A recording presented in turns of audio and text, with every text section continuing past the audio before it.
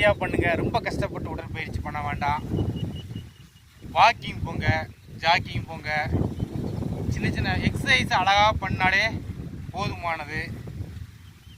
விவசாய வேலை செய்கிறவங்க இந்த எக்ஸசைஸில் செய்ய தேவையே இல்லை. என்றைக்காவது ஒரு நாள் திருவிழாவில் விளையாண்டா போதுங்க சிலம்படி.